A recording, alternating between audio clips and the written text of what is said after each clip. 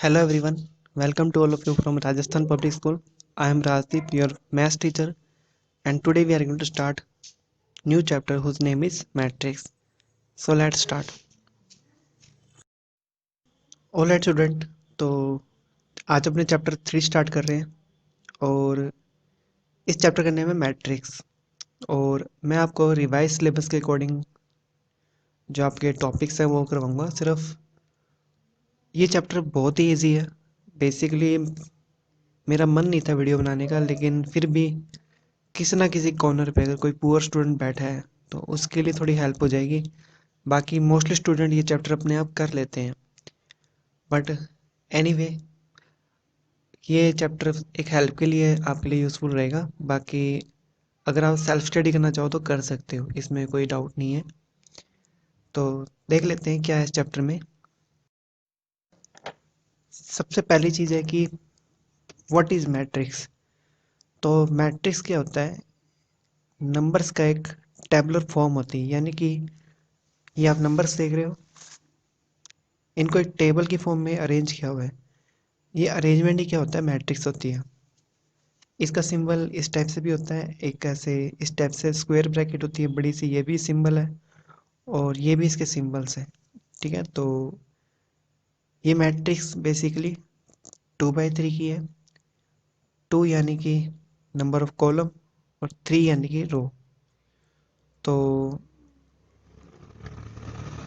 इसके बाद है ऑर्डर ऑफ मैट्रिक्स, आव्यूह का क्रम। तो देखो यहाँ पे ये सब क्या है? ये रोज हैं और ये सब क्या है? कॉलम है। यानी कि इसको हम पंक्ति कहते हैं और इसको हम स्तंभ कहते हैं। यहाँ पे कितनी पंक्तियाँ हैं? तो आपको बता देता हूँ, A11, A12, A1J और A1N। A11 का मतलब है पहली पंक्ति का पहला स्तंभ का अवयव, यानी कि फर्स्ट कॉलम और फर्स्ट रो का एलिमेंट। इस 12 का मतलब है फर्स्ट रो सेकंड कॉलम का element, first row J column का element, first row N column का एलिमेंट। तो इट मीन्स ये जो N है ये किसको रिप्रेजेंट कर रहा है? कॉलम को।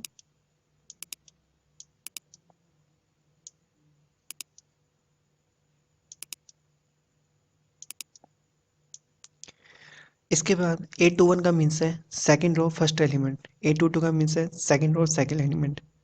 इस तरीके से AI1 यानी ith रो और फर्स्ट कॉलम। यहाँ पे AM1 का मीन्स है mth रो फर्स्ट कॉलम का एलिमेंट। तो ये जो M है ये किसको डिनोट कर रहा है? रोज को।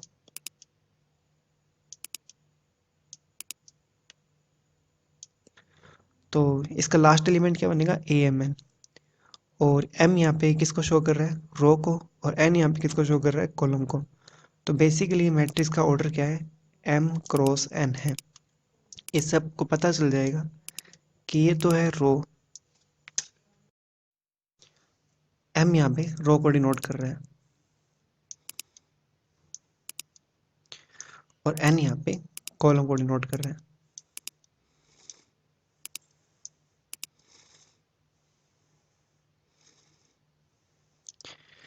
तो मैट्रिक्स में आप ये समझ जाना कि अगर कोई मैट्रिक्स का ऑर्डर M क्रॉस N है तो उस मैट्रिक्स में M तो रो है, M पंक्तियां हैं और N कॉलम है, यानी कि N स्तंभ है। इसके बाद है टाइप ऑफ मैट्रिक्स। तो पहला टाइप है रो मैट्रिक्स, पंक्ति आव्यूह, नाम से पता चल रहा है, जिसमें सिर्फ सिंगल रो हो। ओके, यानी कि डबल रो ना हो, ट्रिपल रो ना हो, एक ही रो हो जिसमें एक ही पंक्ति हो। तो यहाँ पे देखो 1 by 3, ये 1 किसको शो कर रहा है? रो को। इसमें एक ही रो है और कॉलम कितने? 3 है, 1 2 3। ये है 1 by 5 की, इसमें एक सिंगल रो है और कॉलम कितने? 5 है, 1 2 3 4 5। तो जिसमें सिंगल रो होती है उसको हम कहते हैं रो मैट्रिक्स। ये है कॉलम मैट्रिक्स जिसमें सिंगल कॉलम हो, जैसे ये 3 by 1 की है, इसमें 3 तो रो है और 1 कॉलम है। यहाँ पे 5 by 1 यानी कि इसमें 5 तो रो है और 1 कॉलम है। इसके बाद है जीरो मैट्रिक्स। जीरो मैट्रिक्स का मतलब ये नहीं कि उसमें 0 रो और 0 कॉलम है। इसका मतलब होता है कि उसके सारे एलिमेंट्स क्या होंगे, 0 होंगे। ये 2 by 2 की जीरो मैट्रिक्स है, ये 3 by 4 की जीरो मैट्रिक्स है। सारे एलिमेंट्स क्या है इसमें, 0 है। इसके बाद आता है स्क्वायर मैट्रिक्स। नाम से पता चल रहा है स्क्वायर यानी कि वर्ग। इसका मतलब इसमें m जो है वो किसके इक्वल होएगा, n के। यहाँ देखो m और n इक्वल है, यानी कि रो और कॉलम्स, नंबर ऑफ रो और नंबर ऑफ कॉलम इक्वल है। यहाँ पे भी number of row number of column equal है। यहाँ पे भी number of row number of column equal है। नेक्स्ट है इसमें डायगोनल मैट्रिक्स, विकर्ण आव्यूह। नाम से पता चल रहा है जिसमें डायगोनल हो सिर्फ। तो देखो यहाँ पता चलेगा आपको, इसमें क्या है कि ये एक डायगोनल है। इसका एलिमेंट तो है नॉन जीरो, बाकी जो एलिमेंट्स हैं वो जीरो हैं। यहाँ पे भी देख सकते हो ये एलिमेंट्स क्या है, नॉन जीरो है, बाकी एलिमेंट्स क्या है, जीरो है। और इसमें एक ही एलिमेंट है और वो नॉन जीरो है, और ये भी एक टाइप का डायगोनल मैट्रिक्स होएगा। बाकी क्लियरली आपको इन दोनों से पता चल जाएगा। इसके बाद आता है स्केलर मैट्रिक्स। स्केलर मैट्रिक्स वो होता है, एक तो वो डायगोनल होना चाहिए यानी विकर्ण होना चाहिए, प्लस उसके एलिमेंट्स सेम होने चाहिए। जैसे नॉन जीरो एलिमेंट्स जो हैं वो सेम होने चाहिए। जैसे यहाँ 5 5 है, या -3 -3 -3 है, यानी कि डायगोनल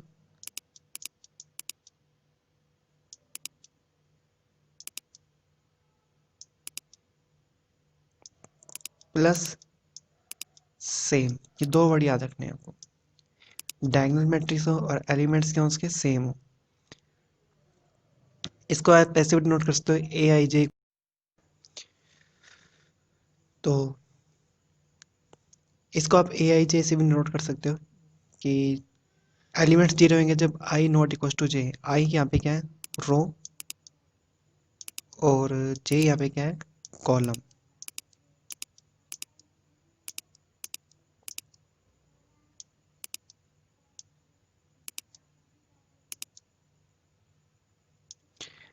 तो यहाँ देखो, इसके लिए आई और जे इक्वल नहीं है क्योंकि ये फर्स्ट रो का सेकंड एलिमेंट है, तो फर्स्ट और सेकंड दोनों सेम नहीं है। बट इसके लिए आई और जे सेम है क्योंकि सेकंड रो सेकंड कॉलम। यहाँ पे आई और जे सेम है क्योंकि फर्स्ट रो फर्स्ट कॉलम। यहाँ पे आई और जे सेम है क्योंकि थर्ड रो थर्ड कॉलम। तो ये एलिमेंट तो है नॉन जीरो और इक्वल, यानी कि सेम। और ये एलिमेंट्स जिसमें आई और जे इक्वल नहीं है वो ज़ीरो है। तो इधर भी यही है कि ज़ीरो कब होंगे, जब आई नॉट इक्वल टू जे हो, और के कब होएगा, जब आई इक्वल टू जे हो। इसके बाद आता है सबसे इम्पोर्टेंट, यूनिट और आइडेंटिटी मैट्रिक्स। तो ये इसमें आपको तीन वर्ड ध्यान रखने हैं, डायगोनल,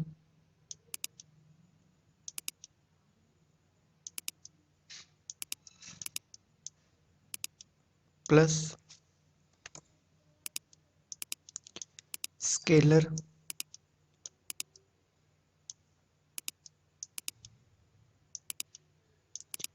प्लस 1। यानी वो डायगोनल भी होनी चाहिए, स्केलर भी होनी चाहिए, और उसका एवरी एलिमेंट क्या हो, 1 हो। तो इसका टाइप देख लेते हैं कि डायगोनल है, स्केलर भी क्योंकि सेम एलिमेंट है, और आइडेंटिकल इसका नाम क्यों दिया है, क्योंकि इसके सारे एलिमेंट्स क्या है, 1 है। और जो जिसमें आई और जे इक्वल नहीं है वो 0 है।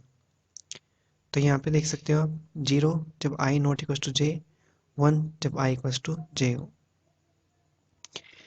इसके बाद ये कुछ डेफिनेशंस हैं।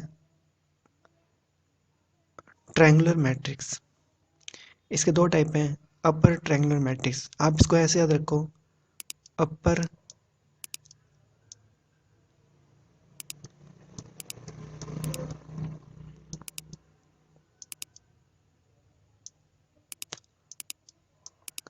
राइट, या एक काम करो, योर राइट।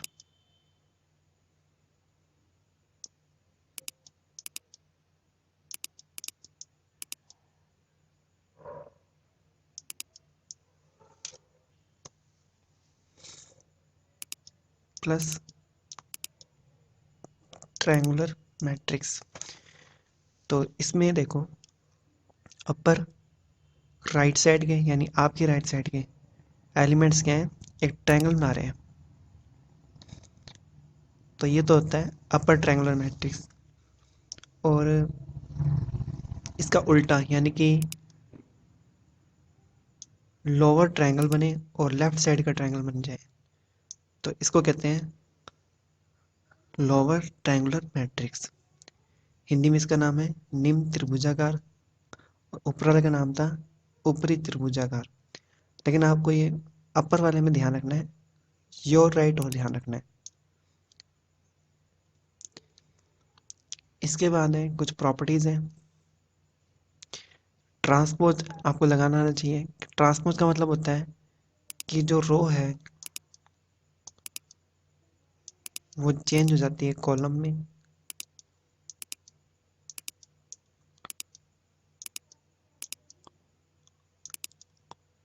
और कॉलम है वो चेंज हो जाता है रो में। तो इसमें क्या होता है, एम बाई एन की मैट्रिक्स एन बाई एम में चेंज हो जाती है। आई जे वाला एलिमेंट जे आई बन जाता है। और इसको आप ऐसा समझ सकते हो कि यहाँ पे देखो, ये जो एलिमेंट है 1 0 2 ये रो के एलिमेंट थे, अब यहाँ पे बन गए कॉलम के एलिमेंट। ये जो एलिमेंट है 5 3 - 4 ये रो के एलिमेंट थे, यहाँ बन गए कॉलम के एलिमेंट। ये 3 8 6 रो के एलिमेंट्स थे, यहाँ बन गए कॉलम के एलिमेंट्स। तो ये होता है ट्रांसपोज। यहाँ पे भी समझ सकते हो आप।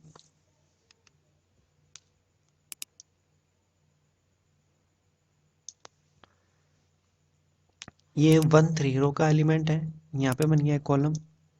5 0 रो है, ये बन गया कॉलम। 2 - 4 रो है, ये बन गया कॉलम। यहाँ पे इसका ऑर्डर क्या है, 3/2 है, यानी कि रो 3 है कॉलम 2 है। बट यहाँ पे ऑर्डर चेंज हो गया, ये 2/3 बन गया, रो 2 है कॉलम 3 है। फर्स्ट जो वैल्यू होती है वो रो को डिनोट करती है, और सेकंड वैल्यूज होती है वो कॉलम को डिनोट करती है।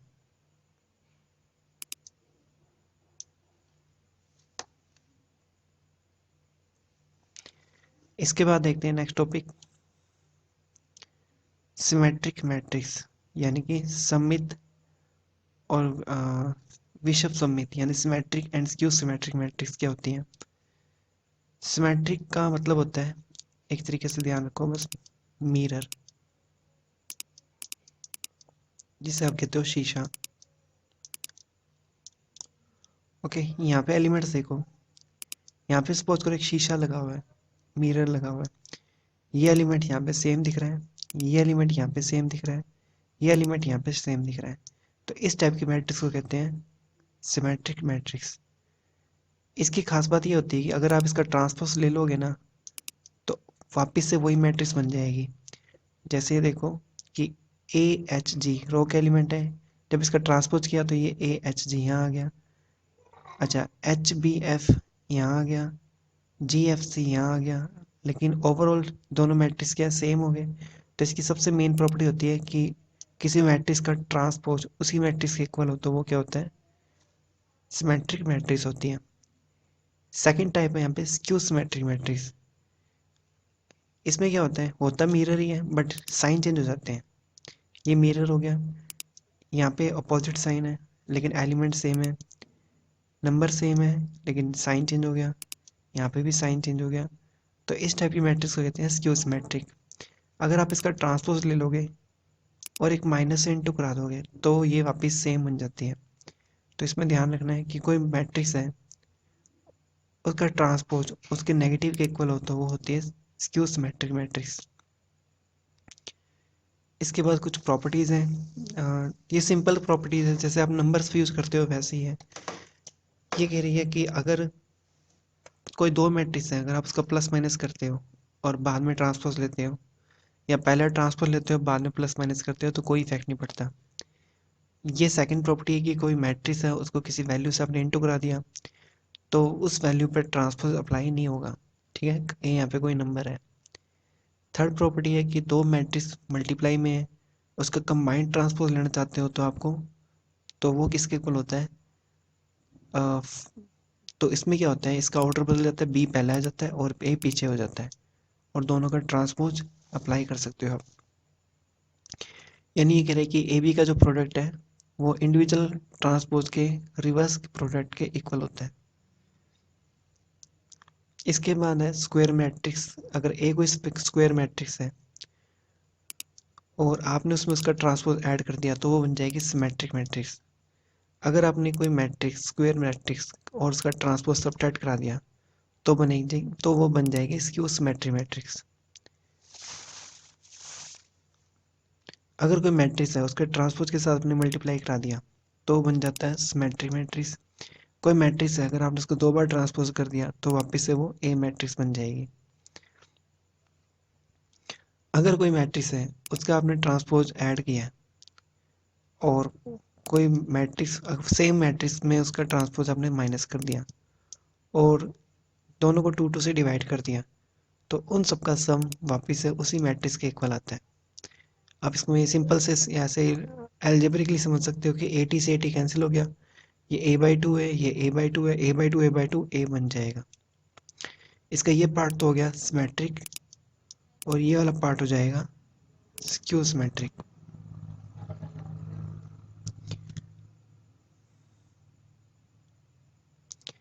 कोई मैट्रिक्स अगर इक्वल है तो उसके कॉरस्पॉन्डिंग एलिमेंट्स भी इक्वल होंगे। जैसे 2 इक्वल हो जाएगा b11 के, -2 इक्वल होएगा b12 के, 0 इक्वल होएगा b13 के। तो ये इक्वल मैट्रिक्स की कंडीशन होती है। तो एग्जांपल्स देखते हैं इसके कुछ।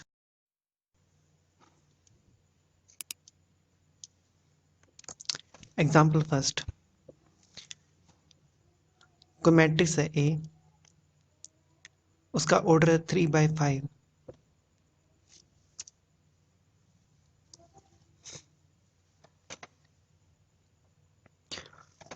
और आर क्या है, यहाँ पे रो मैट्रिक्स है ए की। तो write the order of are.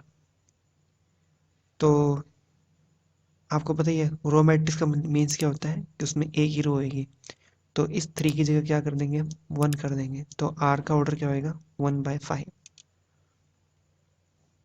Second example है, find a matrix of order 2/3 A equals to, आपको दे रखा है ए आई जे और इसके 2 पार्ट्स हैं। पहले ये पार्ट देख लेते हैं। इसने क्या ए आई जे किसके इक्वल है, 2i+1 के। तो ये बहुत ही ईजी क्वेश्चन है। आपको 2/3 की पहले मैट्रिक्स बनानी है यहाँ पे। तो ये मैं बना देता हूँ ए इक्वल्स टू 2, यानी कि 2 तो रो है और 3 कॉलम है। तो ये 2/3 की मैट्रिक्स बन गई। इसका फर्स्ट एलिमेंट होएगा a11, सेकेंड एलिमेंट होएगा a12, थर्ड एलिमेंट होएगा a13, फोर्थ एलिमेंट होएगा 21, फिफ्थ 22 और लास्ट एलिमेंट होएगा 23। अब आपको यहाँ से पता चल जाएगा कि आई जे की वैल्यू क्या है। मैं फर्स्ट पार्ट करा देता हूँ आपको। तो यहाँ से आई की वैल्यू भी 1 है, जे की वैल्यू भी 1 है। तो आई और जे दोनों 1 1 पुट करोगे तो इसका आंसर 3 आएगा। तो पहला एलिमेंट क्या हो जाएगा, 3। इसके बाद है आई की वैल्यू 1, जे की वैल्यू 2। जे की वैल्यू 2 रखोगे, आई की वैल्यू 1 रखोगे तो 2 1 जा 2, 2 + 2 4 हो जाएगा। देन 5, ऐसे ही 5 6 7 ये एलिमेंट्स आएंगे। तो इसी तरीके से सेकंड पार्ट है। सेकंड पार्ट में जैसे मैं आपको बता देता हूँ, ये वाला बता देता हूँ, A23 बता देता हूँ। 2 3 का मतलब है 2 का स्क्वायर और 3 का स्क्वायर, 2 का स्क्वायर 4, 3 का स्क्वायर 9, 4 - 9 -5। तो इसका लास्ट एलिमेंट क्या बनेगा, -5। तो बहुत ही ईजी क्वेश्चन था ये।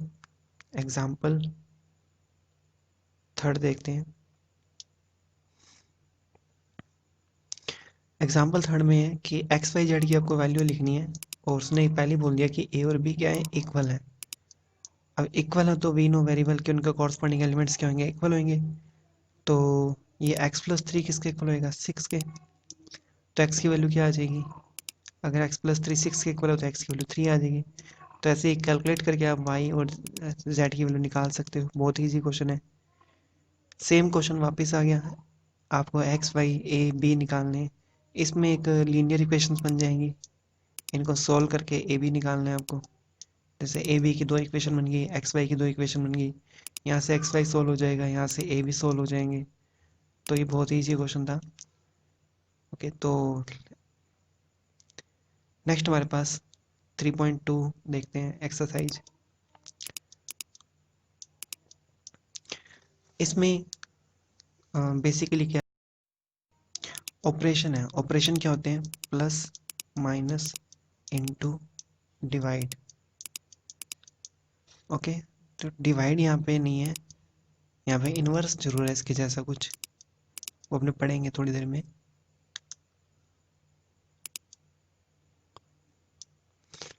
तो प्लस माइनस इनटू बेसिकली यहाँ फोकस करना है आपको, इन्वर्स अपने आप समझ आ जाएगा। तो प्लस माइनस में यहाँ डिस्कस नहीं करा क्योंकि प्लस माइनस करना आपको आता ही है, मैट्रिक्स को प्लस करना है इट मीन्स उसके कोरस्पॉन्डिंग एलिमेंट्स को प्लस करना है।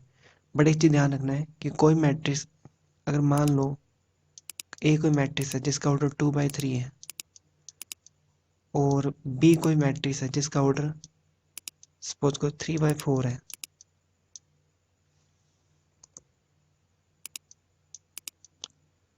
तो ये प्लस नहीं कर सकते आप इनका, ओके, ना ही माइनस कर सकते, no addition,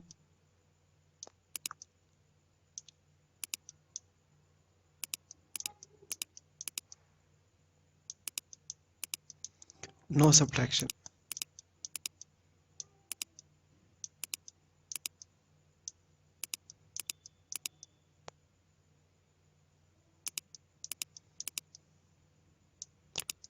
okay, addition subtraction तभी आएंगे जब ऑर्डर सेम होएगा। ओके, इसके बाद मल्टीप्लिकेशन। मल्टीप्लिकेशन यहाँ पे दो टाइप के हैं, तो इनको डिस्कस करते हैं।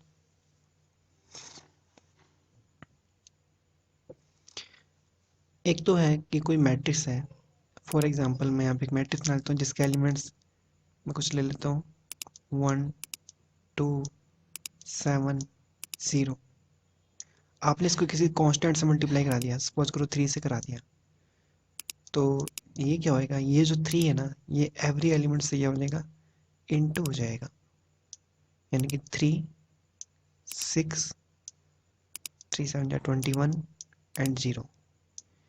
ये तो होता है स्केलर का किसी कांस्टेंट का मैट्रिक्स से मल्टीप्लाई। सेकंड जो मल्टीप्लाई है वो होता है मैट्रिक्स का मैट्रिक्स के साथ। तो इसमें आपको ध्यान रखना है कि कोई मैट्रिक्स ए है, उसका आप मल्टीप्लाई करा रहे हो बी के साथ, तो आपको कंडीशन ध्यान रखनी है कि रो का मल्टीप्लाई होता है कॉलम से।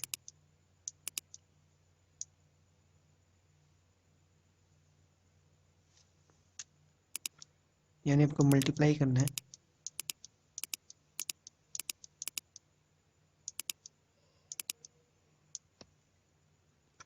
रो टू कॉलम।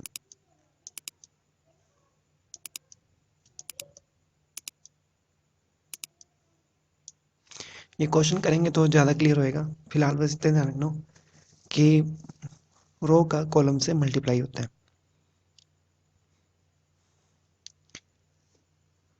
ये प्रॉपर्टीज़ हैं एडिशन की, मैंने आपको बता दी थी कि यहाँ पे कि ऑर्डर क्या होना चाहिए, सेम होना चाहिए। इनवर्स, इनवर्स का मीन्स देख लेते हैं यहाँ पे क्या है। कोई दो मैट्रिक्स है, अगर उसका मल्टीप्लाई आई आ जाता है, आई मीन्स यूनिट मैट्रिक्स या identical matrix,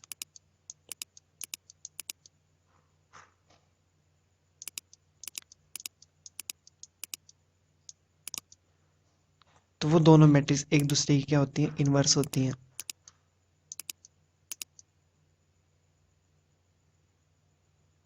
okay, identical matrix कौन सी थी, जिसके डायगोनल के एलिमेंट क्या थे, 1 1 1 थे। इसका एग्जांपल से लेते हैं, यहाँ पे एक मैट्रिक्स है ए और बी, इनका मल्टीप्लाई कराया है इन्होंने ए बी का, तो यहाँ पे मल्टीप्लाई भी समझ आ जाएगा आपको और इनवर्स भी समझ आ जाएगा। सबसे पहले मैंने आपको क्या कहा था कि रो का मल्टीप्लाई किससे होता है, कॉलम से। तो ये 1 इस 3 से मल्टीप्लाई होएगा, क्या बनेगा, ये 3, ये 2 इस -2 से मल्टीप्लाई होगा, ये बन जाएगा -4। ये 2 इस 1 से इंटू होएगा तो 2 बन जाएगा, और इनको जब सोल्व करोगे तो ये आ जाएगा 1। ओके, तो ये था मल्टीप्लाई। अब इसमें एक चीज़ ध्यान रखनी है कि ये फर्स्ट रो थी और फर्स्ट कॉलम था, यानी कि जो 1 है ये फर्स्ट रो फर्स्ट कॉलम का एलिमेंट है। वापिस से देखते हैं, ये है फर्स्ट रो। अगर आपने इसको थर्ड ये रो का मल्टीप्लाई, फर्स्ट रो का मल्टीप्लाई थर्ड कॉलम से हुआ है, इट मीन्स जो एलिमेंट बनेगा वो A13 बनेगा, यानी कि फर्स्ट रो और थर्ड कॉलम का एलिमेंट बनेगा। तो 1 का 2 से मल्टीप्लाई 2, 2 का मल्टीप्लाई 0 से 0, और इस 2 का मल्टीप्लाई -1 से -2। इसको सोल्व करोगे 0 आ जाएगा यहाँ पे। तो ये 0 कौन सा एलिमेंट है? फर्स्ट रो और थर्ड कॉलम का। फिर से देख लेते हैं।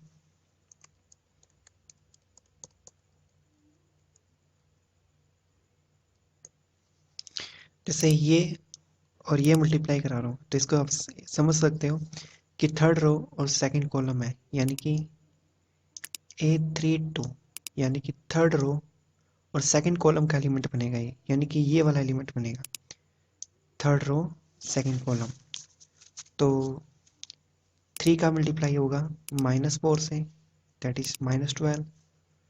7 का मल्टीप्लाई 1 से 7। 5 का मल्टीप्लाई 1 से 5, और आंसर क्या आ जाएगा इसका 0। तो ये कौन सा एलिमेंट है? Third row second column. तो बाई चांस क्या हुआ कि ये एक आइडेंटिकल मैट्रिक्स बन गई, यानी यूनिट मैट्रिक्स बन गई। तो वी कैन से दैट ये दोनों मैट्रिक्स आपस में क्या एक दूसरे की प्रतिलोम है, इनवर्स है।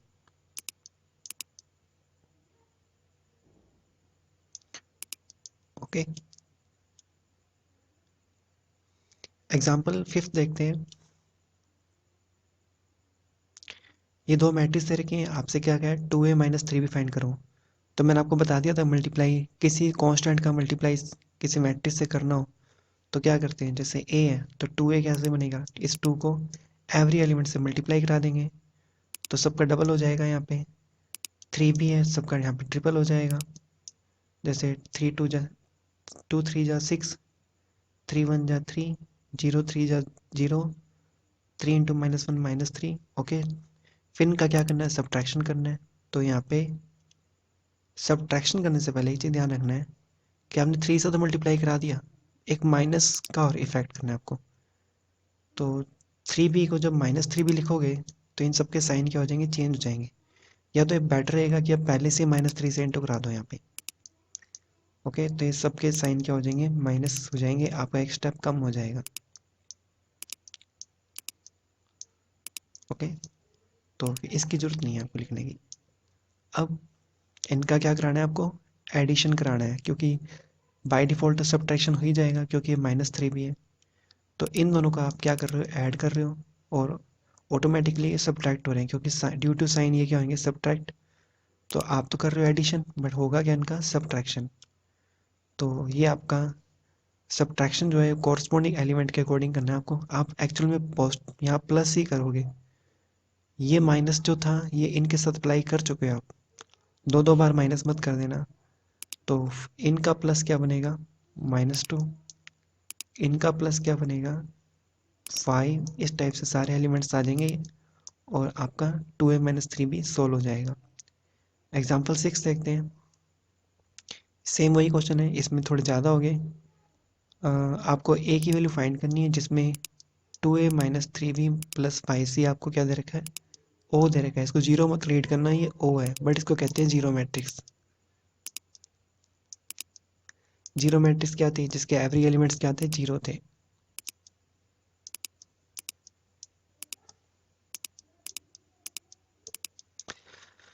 अब इसमें निकालना क्या, आपको ए निकालना है।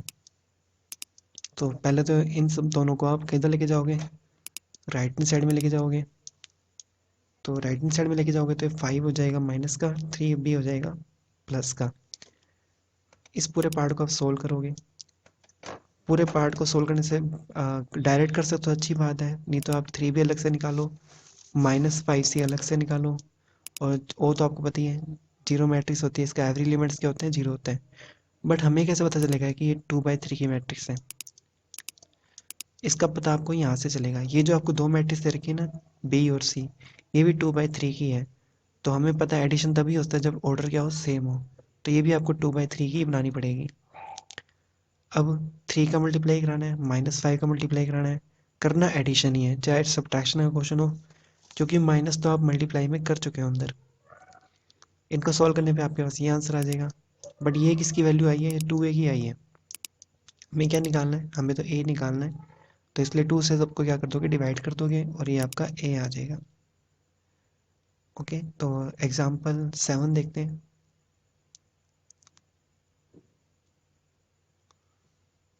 एग्जाम्पल 7 में आपको दो मैट्रिक्स दे रखे हैं और आपसे मल्टीप्लाई करने के लिए पूछा है। तो यहाँ पे आपके पास मल्टीप्लाई की एक अच्छी प्रैक्टिस हो जाएगी। इस क्वेश्चन को ध्यान से देखना है आपको।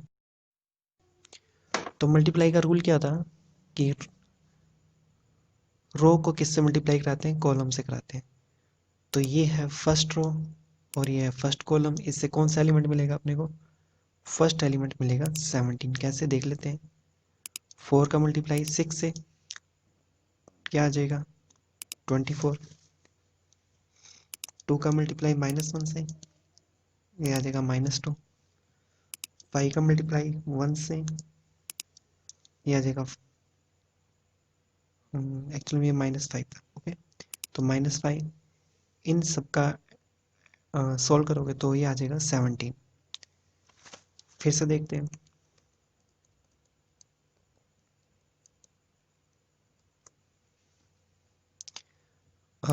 इसका मल्टीप्लाई हम इससे कराते हैं, यानी फर्स्ट रो को सेकंड कॉलम से कराते हैं।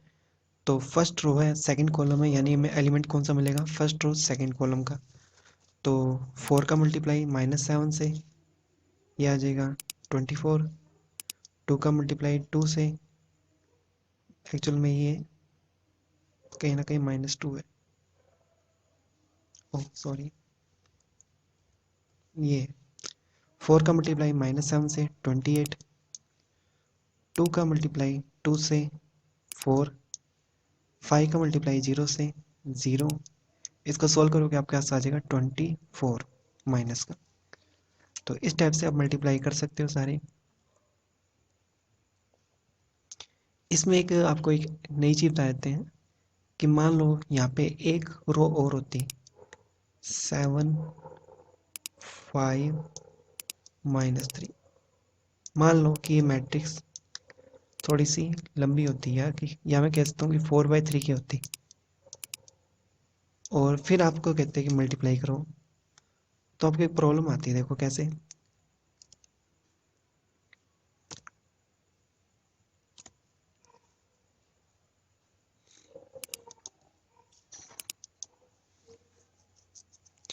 जैसे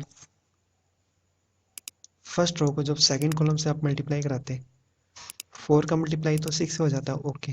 2 का मल्टीप्लाई -1 से हो जाता है, ओके। -5 का मल्टीप्लाई -1 से हो जाता, 1 से हो जाता है, ओके। बट इसका मल्टीप्लाई किससे कराते हैं आप? तो इसमें एक चीज़ ध्यान रखनी है कि इफ कॉलम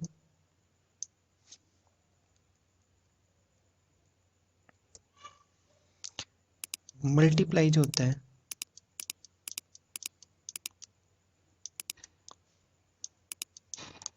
तभी पॉसिबल है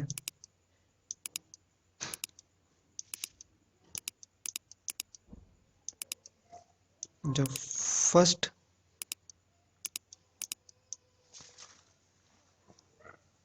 के number of row, sorry number of column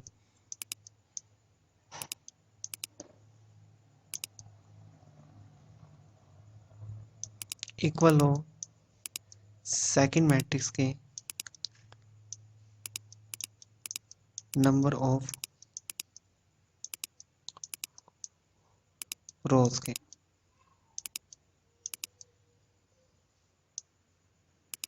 okay, यानी जो पहली मैट्रिक्स है उसके जो कॉलम है, इसमें कितने कॉलम है, 1 2 3। ओके, और जो सेकंड मैट्रिक्स उसके नंबर ऑफ रो हैं 1 2 3। अगर ये दोनों इक्वल है तभी मल्टीप्लाई होएगा, अदरवाइज नहीं होगा। ये चीज़ ध्यान रखनी है। मल्टीप्लाई करने से पहले आप ये देख लो कि पहली मैट्रिक्स का जो कॉलम है और दूसरी मैट्रिक्स का जो नंबर ऑफ रोज है वो इक्वल है या नहीं है। अगर वो इक्वल नहीं है तो मल्टीप्लाई नहीं होगा। ओके, तो नेक्स्ट देखते हैं।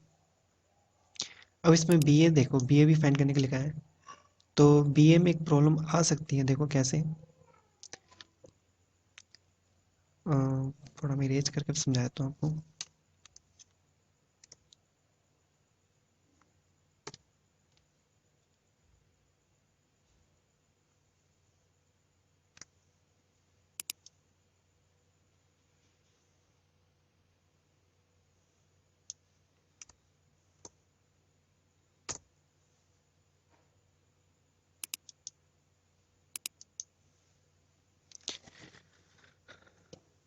बी के कॉलम में, बी में कितने कॉलम है?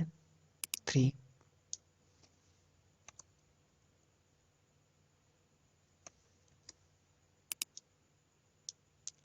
और ए में कितनी रोज हैं? 2। तो क्या ये इक्वल है? नहीं है, तो बी ए का मल्टीप्लाई नहीं होएगा। ए बी का मल्टीप्लाई हो गया था क्योंकि ए में कितने कॉलम थे? 3 थे। और बी में कितनी रोज थी? 3 थी। ये दोनों सेम थे, इसलिए इनका मल्टीप्लाई पॉसिबल हो गया। ओके, तो ऑर्डर का बड़ा ध्यान रखना है आपको। नेक्स्ट एग्जांपल देखते हैं। एग्जांपल 8। आपको x की वैल्यू फाइंड करनी है और आपको ये कंडीशन दे रखी है ओ फॉर ओवल। इंग्लिश में आपको ए बी सी डी नहीं सिखा रहा मैं। ओ का मतलब होता है जीरो मैट्रिक्स। ओके, कहीं आप ओ डब्ल्यू एल लिख दो। तो यहाँ पे ओ को आप एक बार एच टी से रहने दो, आप पहले मल्टीप्लाई करा लो। मल्टीप्लाई कैसे होता है आपको पता ही है। इसका आप चाहो तो इन दोनों का मल्टीप्लाई पहले करा लो, चाहे इन दोनों का मल्टीप्लाई पहले करा लो, क्योंकि तीन तीन मैट्रिक्स का एक साथ मल्टीप्लाई आपके लिए टफ रहेगा। तो फिलहाल इन दोनों का मल्टीप्लाई कराते हैं। तो इसमें देखो, ये मैट्रिक्स का एक ही रो है, तो ये फर्स्ट रो फर्स्ट कॉलम से मल्टीप्लाई होगा तो फर्स्ट एलिमेंट मिल जाएगा। फर्स्ट रो का सेकंड कॉलम से इंटू करोगे तो फर्स्ट रो और सेकंड कॉलम का एलिमेंट मिलेगा। फर्स्ट रो और थर्ड कॉलम का मल्टीप्लाई कराओगे तो फर्स्ट रो थर्ड कॉलम का एलिमेंट आपको मिल जाएगा। इसके बाद ये मल्टीप्लाई और ये मल्टीप्लाई कराना है तो आपको एक ही एलिमेंट मिलेगा। तो ये सारा जो पार्ट है ये किससे मल्टीप्लाई होगा? 1 से। ये सारा जो पार्ट है ये किससे मल्टीप्लाई होगा? 2 से। और ये जो सारा पार्ट है 2x+2 ये 3 से मल्टीप्लाई होगा। तो आपके पास रिजल्ट क्या आएगा इसका?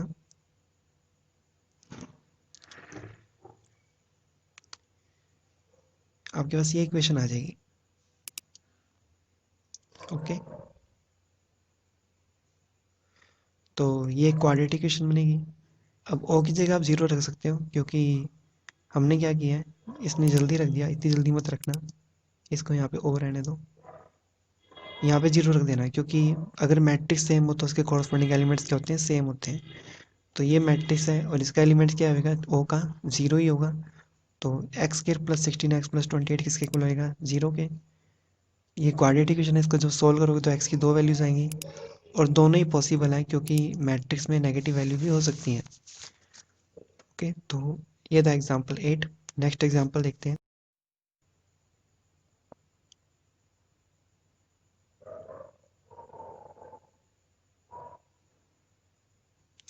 एग्जाम्पल 9। आपको दे रखा है a-2i = दिस मैट्रिक्स। आई का मीन्स क्या होता है? यूनिट मैट्रिक्स और आइडेंटिटी मैट्रिक्स। आपको ए ए टी फाइंड करना है। ए टी का मीन्स क्या होता है? ट्रांसपोज। ओके, तो ए ए टी तभी फाइंड करोगे जब आपको पहले ए पता चलेगा। ए को पता लगाने के लिए आप क्या करोगे? इस 2i को लेके जाओगे राइट हैंड साइड में। आई क्या होता है? आइडेंटिटी मैट्रिक्स, जिसमें सारे एलिमेंट्स 1 1 1 होते हैं डायगोनल के, बाकी सब जीरो होते हैं। ये -2 हो जाएगा +2। अब ये 2 अंदर इंटू करा दोगे तो सारे जो 1 1 1 है 2 2 2 2 हो जाएंगे। इन सबको प्लस करोगे तो ये रिजल्ट आ जाएगा हमारे पास आ गई ए मैट्रिक्स।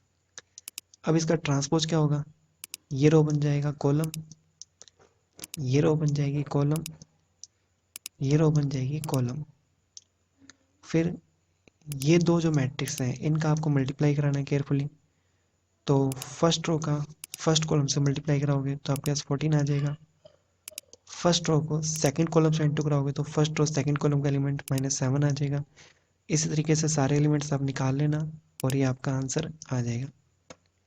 एग्जाम्पल 10 देखते हैं। आपको वेरीफाई करना है इस मैट्रिक्स के लिए, वैसे हमेशा नहीं होता ये, सिर्फ इस मैट्रिक्स के लिए आपको वेरीफाई करना है कि ए स्क्वायर इक्वल है 2a के और ए क्यूब इक्वल है 4a के। तो आप पहले आराम से ए स्क्वायर निकाल लो। ए स्क्वायर का मतलब होता है a इंटू ए, और फिर जब ये a इंटू ए सोल्व हो जाए, यहाँ इसने पूरा कर रखा है, मल्टीप्लाई कराना है रो को कॉलम से, इस टाइप से सारा मल्टीप्लाई जैसे पहले कराते आए हैं, और ये अपने आप किसके इक्वल आ जाएगा, 2a के इक्वल आ जाएगा। या फिर आप 2a को अलग सोल्व कर लो, वो अपने आप लेफ्ट हैंड साइड और राइट हैंड साइड इक्वल आ जाएंगे। ए क्यूब का मतलब होता है ए स्क्वायर इंटू ए स्क्वायर तो आपने पहले वाले पार्ट में निकाल ही रखा है, ओके, ये ए स्क्वायर ही था।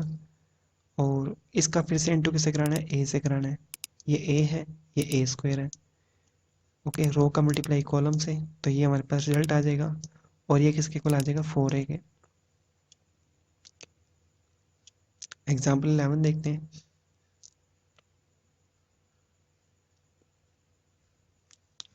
एग्जाम्पल 11 में आपको 3 मैट्रिक्स दे रखे हैं, आपको वेरीफाई करना है कि b प्लस सी को पहले ऐड कर दें, बाद में a से इंटू कराएं, वो किसके इक्वल हो, b को a से इंटू कराएं और c को a से इंटू कराएं, फिर बाद में ऐड करें उस रिजल्ट के। तो आपको इस क्वेश्चन में कुछ पार्ट सोल्व करने हैं। पहले तो आप b प्लस सी आराम से निकाल लो, ए भी आराम से निकाल लो, ए सी आराम से निकाल लो, फिर क्वेश्चन स्टार्ट करना। तो b प्लस सी यहाँ पे इसने निकाल रखा है, दोनों को प्लस सी करना है, कर लोगे आराम से। मल्टीप्लाई में क्या होता है, रो का मल्टीप्लाई कॉलम से, रो का मल्टीप्लाई कॉलम से, रो का मल्टीप्लाई कॉलम से, फिर सेकंड रो का मल्टीप्लाई फर्स्ट कॉलम से, सेकंड कॉलम से, थर्ड कॉलम से, फिर आपके पास रिजल्ट आ जाएगा। अब राइट हैंड साइड में भी रिजल्ट आना चाहिए, तो इसमें पहले आप ए बी निकाल लो, फिर ए सी निकाल लो। इसने एक साथ ही निकाल रखा है, कोई बात नहीं, ये ए बी के लिए कर रखा है, ये ए सी के लिए कर रखा है। ए बी के लिए देखो, इस रो का इस कॉलम से मल्टीप्लाई, इस रो का इस कॉलम से, इस रो का इस कॉलम से मल्टीप्लाई, और ये जब पूरा सोल्व कर लोगे तो आपके पास सेम रिजल्ट आएगा। तो ये प्रूफ हो गया। और ये जो प्रॉपर्टी है ये हर मैट्रिक्स के लिए वैलिड होती है। इसको कहते हैं डिस्ट्रीब्यूशन लॉ, वितरण नियम, यानी ए जो है वो दोनों पे डिस्ट्रीब्यूट हो गया। इसमें एक चीज़ बताया तो आपको कि कोई दो मैट्रिक्स हैं, जैसे मान लो ए कोई मैट्रिक्स है जिसका ऑर्डर है मान लो 6/5, और बी कोई मैट्रिक्स है जिसका ऑर्डर है मान लो 5/10। तो मल्टीप्लाई तभी होता है जब कॉलम किसके इक्वल हो, फर्स्ट का कॉलम सेकंड के रो के इक्वल हो, ओके।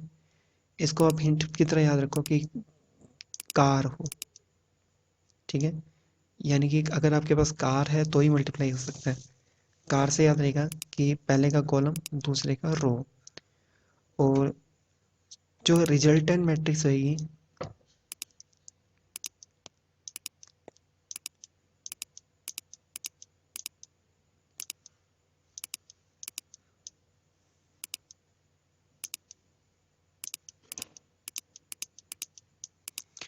उसका ऑर्डर बाकी बचे हुए नंबर से आ जाएगा, यानी कि 6/10। यानी कि जो ऑर्डर, जो लास्ट में जो मैट्रिक्स बनेगी, हमारा जो आंसर आएगा वो 6/10 की मैट्रिक्स होएगी, ओके।